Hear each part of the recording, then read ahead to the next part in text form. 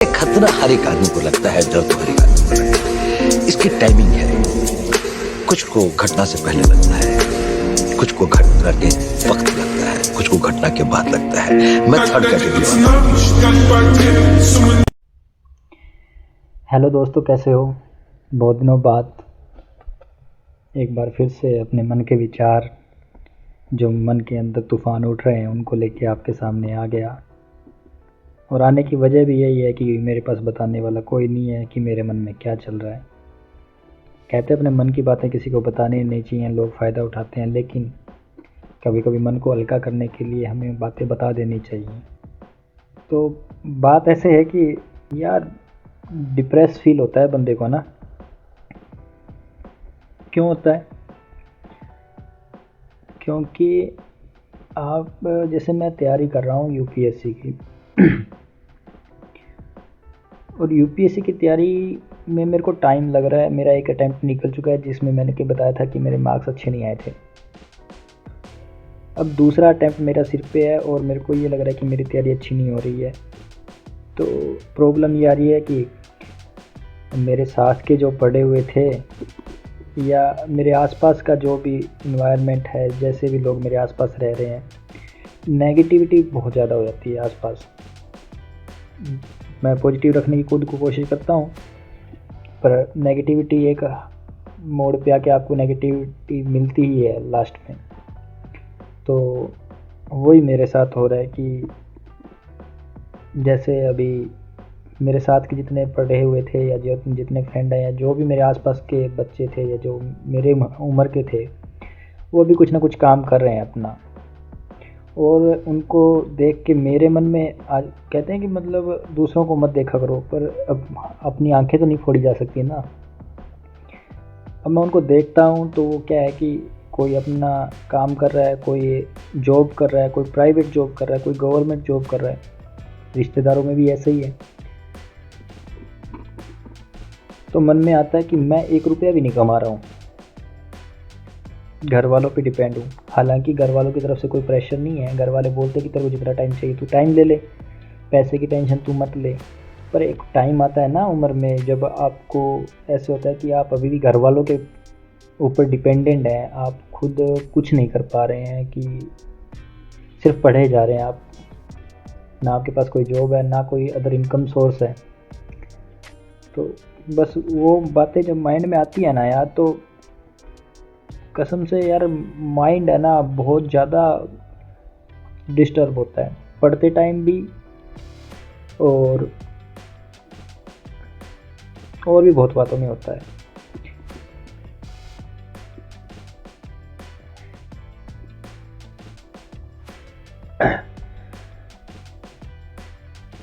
अभी जैसे मैं पढ़ रहा था तो थोड़ा सा ब्रेक लिया पढ़ाई से, तो मैंने सोशल मीडिया के, मतलब कहते हैं कि अगर आप थोड़ा बोर हो रहे हो तो आप कुछ इंटरेस्टिंग देख लो। तो मैंने ऐसे ही मतलब कुछ सोशल मीडिया अकाउंट हैंडल जो था वो ओपन कर लिया। अब मैं उसमें खुद को ढूंढ रहा हूँ कि मैं कहाँ हूँ उसके अंदर। समझ रहे हो क्या कहना चाह रहा हूँ? मतलब मैं देख रहा हूँ कि लोग कुछ भी किए जा रहे हैं, लोग कैसे भी कर रहे हैं, पर लोग सॉर्ट आउट है कि हाँ उनको क्या करना है। क्यों? क्योंकि उनको पता नहीं था कि उनको करना क्या है, लेकिन उन्होंने कुछ किया और वो चल गया। तो अब वो क्या है कि बस वही किए जा रहे हैं और वही उनका इनकम सोर्स भी बन गया। लेकिन मैं पढ़ रहा हूँ, पढ़े जा रहा हूँ 4 साल से, मतलब पढ़े जा रहा हूँ ना। 2 साल बीच में कोरोना के कारण मेरे ख़राब हुए स्टडी के, और मेरी लाइफ का सबसे बड़ा मोड़ वही था कि मैं ब्लेम करने को कर सकता हूँ कि हाँ ख़राब हो गए, कुछ गलती मेरी भी होगी उसमें कि मैंने उस टाइम पढ़ाई क्यों छोड़ी। ये जो घरेलू काम थे ज़्यादा ज़रूरी थे क्या मेरे लिए? अगर मैं इनको नहीं करता तो भी ये काम तो हो जाता, लेकिन मैंने उनको ज़्यादा अहमियत दे दी कि घर के काम करवा देता हूँ। ठीक है, तो ये सब मैं करवाने लग गया, तो उसमें मैंने पढ़ाई छोड़ दी। तो अब मैं दोबारा पढ़ने लगा तो मेरे को रिकॉल नहीं हुआ, तो मैं सब दोबारा पढ़ा, दोबारा पढ़ रहा हूँ। अभी एग्ज़ाम सर पे आ रहा है, ठीक है। तो अभी जैसे मैंने एक वीडियो देखी तो उसमें उन्होंने सर ने बोला कि एक अटैम्प्ट आप सीरियस होके दो, अपना फर्स्ट अटैम्प्ट सीरियस होके दो। अब मैं बता रहा हूँ कि मेरा जो फर्स्ट अटैम्प्ट है वो तो निकल गया, अब मेरा सेकंड अटैम्प्ट है। अब वो कह रहे हैं कि फर्स्ट अटैम्प्ट सीरियस होके दो, उसके बाद में आपको रिवीजन करना पड़ेगा, पढ़ना नहीं पड़ेगा। मेरा सेकंड अटैम्प्ट है, मैं सीरियस होके दे रहा हूँ और मेरे को पढ़ना पड़ रहा है। अब दूसरी बात सर ने बोल दी कि आप मतलब कम से कम मेंस के 1000 क्वेश्चन करो या प्रीलिम्स के लिए 30,000 प्लस क्वेश्चन करके देखो। अब बात यह कि मैं जैसे बैठ के अपना सिलेबस कंप्लीट भी कर रहा हूँ, साथ में कुछ सब्जेक्ट रिवाइज भी कर रहा हूँ, उन सब के बीच में टाइम मैनेजमेंट का पंगा पड़ रहा है कि मैं ये सब कैसे करूँ। और दूसरी बात, अगर क्वेश्चन गलत होते हैं तो कॉन्फिडेंस लेवल लो हो जाता है कि नंबर नहीं बने, क्वेश्चन नहीं सही हो रहे इतना पढ़ने के बाद भी। दूसरी स्ट्रीम में जो दूसरा जो विचार मन में चलता रहता है वो ये है कि कोई और मैं स्ट्रीम चुन लेता हूँ, कोई और लाइन पकड़ लेता हूँ। जैसे कि टीचर्स की बहुत ज़्यादा वैकेंसी आती है। अब जैसे सिविल्स की तैयारी कर रहे हो तो अगर आप स्टेट लेवल पे दोगे पेपर सिविल्स का तो उसमें कितनी वैकेंसी मिलेगी आपको, 250 या 300। तो आपको वैसे ही परसेंटेज कम हो जाते हैं कि आपको कोई अच्छा चांस है। और अगर आप यूपीएससी की तैयारी कर रहे हो तो आपको ज़्यादा से ज़्यादा कितने सीटें होती हैं, माना कि आपको सिर्फ एक ही सीट चाहिए, आपको उसके लिए लड़ना होता है, लेकिन कंपैरेटिवली जो कि अगर आप तुलना करके देखोगे कंपैरेटिवली तो कि ये निकलता है कि जहाँ पे अदर जॉब्स की वैकेंसी थाउजेंड्स में निकलती हैं, वहीं सिविल सर्विसेज का एग्ज़ाम के अंदर जो वैकेंसी होती है वो थाउजेंड्स में नहीं होती है यार, वो बहुत ही गिनी चुनी पोस्ट होती है। अब मैं उनके लिए मेहनत कर रहा हूँ तो दूसरा मन ये होता है कि यार एक एग्ज़ाम आता है, सिविल सर्विसेज का एग्ज़ाम साल में एक बार आया है, ठीक है मैंने भर दिया, मैंने पेपर दिया, एक बार नहीं हुआ है मेरा, अब दूसरा अटैम्प्ट है। तो माइंड में ये बात आती है अब ये नहीं हुआ तो फिर 1 साल का और गैप आएगा। इसी तरह मेरी लाइफ के पिछले 3 साल खराब हो गए और मैं कंटिन्यूसली वही करना चाह रहा हूँ अभी भी कि मैं सिविल सर्विसेज की तैयारी करूँ, मेरे को वही बनना है, मेरे को वही बनना है। मेरा माइंड नहीं मान रहा है किसी और स्ट्रीम में जाने के लिए यार, क्योंकि मैंने अपना इतना टाइम दे दिया ना इसको कि अब कुछ और सोच नहीं पा रहा हूँ इसके अलावा कि मैं कैसे जाऊँ किसी और स्ट्रीम में। मेरे को करना ही यही है, मेरा मन नहीं मान रहा है। लेकिन जब मैं आसपास की दुनिया को देखता हूँ तो मेरे माइंड में ये बात आती है कि चेंज कर ले यार, तू चेंज कर ले, अभी भी टाइम नहीं गया है, ज़्यादा कुछ नहीं बिगड़ा है, अभी भी तू स्ट्रीम चेंज कर ले अपनी, कुछ और जॉब कर ले या कुछ और काम कर ले। तो ये सब बातें माइंड में आती हैं, लेकिन मेरा जो मन है वो सिविल सर्विसेज पे टिका हुआ है।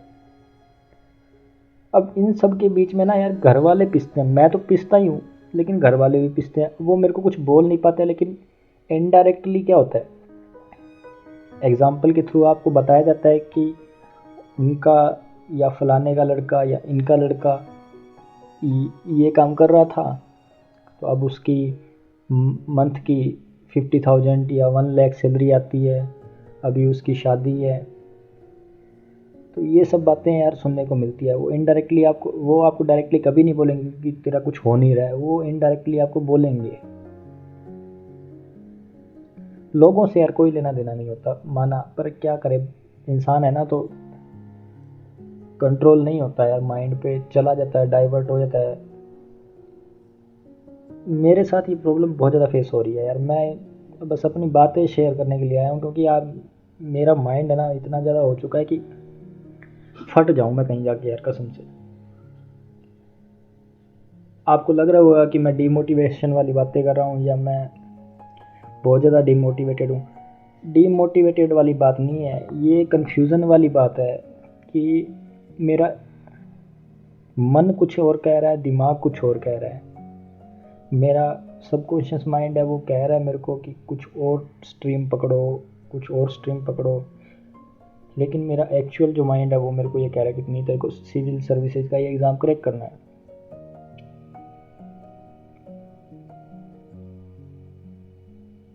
प्रॉब्लम कुछ और भी होती है स्टडी के लिए। स्टडी करते टाइम जैसे एक टाइम था जब मैं मतलब एकेडमिक्स की बात कर रहा हूँ, जब स्कूल टाइम की है, तो जैसे एनसीईआरटी कहते हैं कि पढ़ लो रट लो।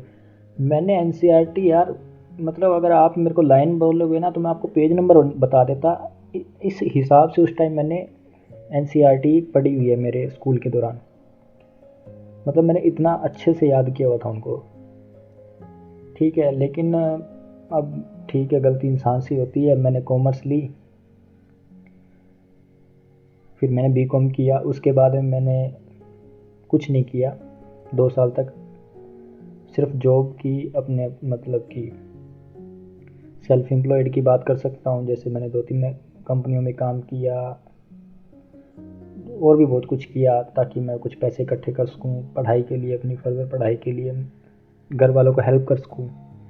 तो उन 2-3 सालों में मैं अपनी स्टडी से बिल्कुल अलग हो गया था। तो एक टाइम लिमिट होती है ना, आप सब कुछ याद नहीं रख पाते। उसके बाद में आप अगर आप उसको टाइम टू टाइम रिवाइज़ नहीं करोगे तो याद नहीं रहता है। तो मेरे साथ भी वही हुआ। तो उसके बाद में मैंने स्कूल में भी पढ़ाया, लेकिन जब मैं पढ़ने गया यूपीएससी की तैयारी करने के लिए दिल्ली गया, तो मेरे माइंड पे एक चीज़ हावी थी, वो ये थी कि मेरे को यही करना है। और वही चीज़ मेरे माइंड में अभी भी हावी है। लेकिन प्रॉब्लम है कि जैसे अब मैं पढ़ रहा हूँ तो मेरे को याद नहीं रहता, मैं रिकॉल नहीं कर पा रहा हूँ। मैं नोट्स बना रहा हूँ लेकिन मैं रिकॉल नहीं कर पा रहा हूँ, मैं नोट्स बना रहा हूँ लेकिन मैं रिकॉल नहीं कर पा रहा।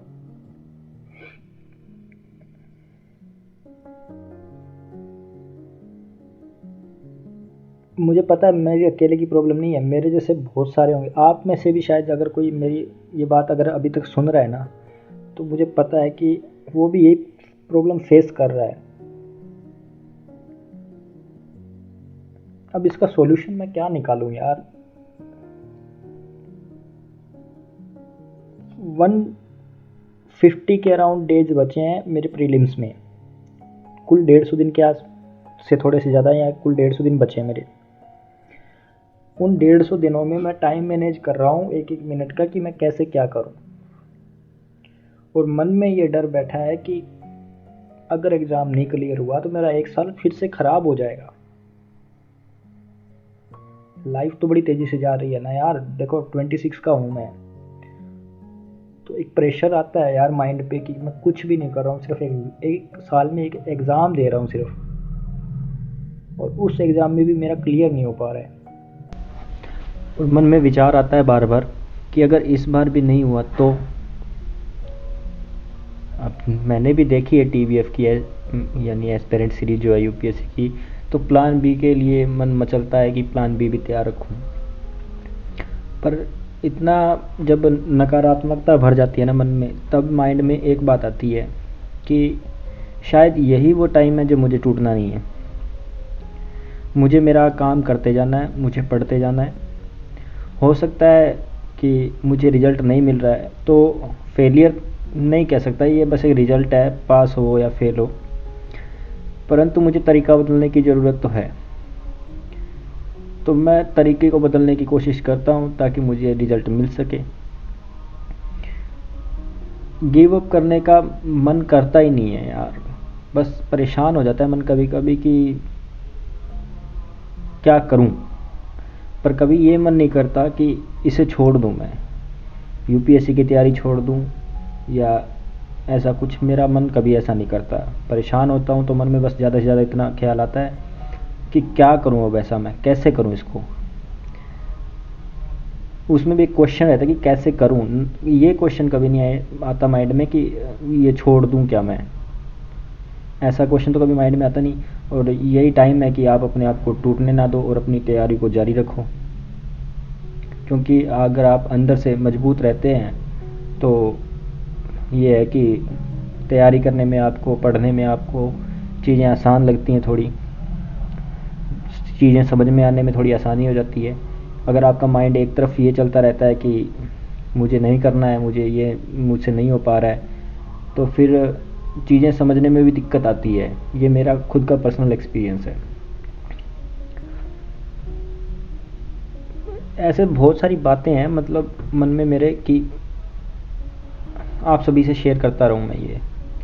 पर क्या है ना कि टाइम लिमिट, आप अगर यूपीएससी एस्पिरेंट हो या किसी भी गवर्नमेंट एग्ज़ाम की तैयारी कर रहे हो और आपके सर पे एग्ज़ाम हो, तो आपको भी पता है कि आप टाइम नहीं निकाल पाते इन चीज़ों के लिए। तो वही सब बातें हैं कि अभी जियोग्राफी एनसीईआरटी चल रही है मेरी करंट में, तो दोबारा से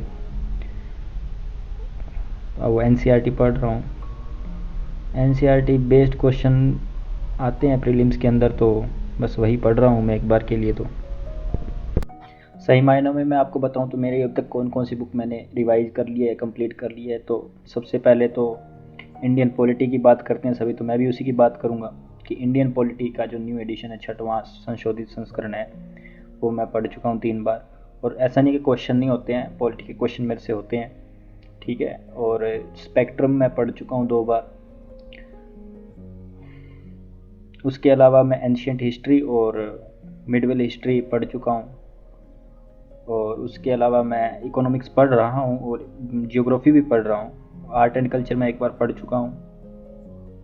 अभी मैं ट्राई कर रहा हूँ कि मैं आगे मतलब कुछ और ऐड कर लूँ, तो वो है कि इसमें साइंस एंड टेक्नोलॉजी, इसके अंदर जो विज्ञान और प्रौद्योगिकी है वो भी ऐड कर लूँ। तो ये सब चीज़ें हैं जो मैं अपने अभी इसमें जोड़ रहा हूँ। और तो आई होप कि इस बार मेरा एग्ज़ाम क्लियर हो जाए, क्योंकि अगर एग्ज़ाम क्लियर एक होता है तो ये है कि मन में यार खुशी तो होती है ना कि आप इतने साल से पढ़ रहे हो। तुम ही बताओ यार, तुम्हें नहीं होगी क्या? अगर तुम्हारा एग्ज़ाम क्लियर होगा तो सबको होती है। तो एक बार के लिए जो नकारात्मकता है सारी की सारी वो दूर हो जाएगी। तो आप सभी यही कहना चाहूँगा कि अपने लक्ष्य को छोड़ो मत। हो सकता है आपके मन में ख्याल आए कि ये चीज़ गलत कर रहे हैं, हमारा 1 साल ख़राब हो रहा है, पर यही वो टाइम है जब आपको डटे रहना है। तो कंसिस्टेंसी जो है आप बनाए रखें। मैं भी बना रहा हूँ कैसे न कैसे अपने मन को समझाकर।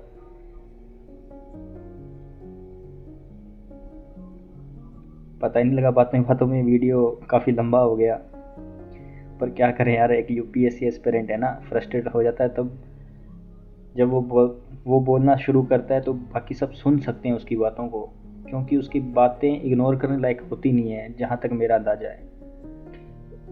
एक यूपीएससी एस्पिरेंट की बात नहीं, फ्रस्ट्रेटेड स्टूडेंट अगर कोई भी है तो उसकी बात सुन लेनी चाहिए ना।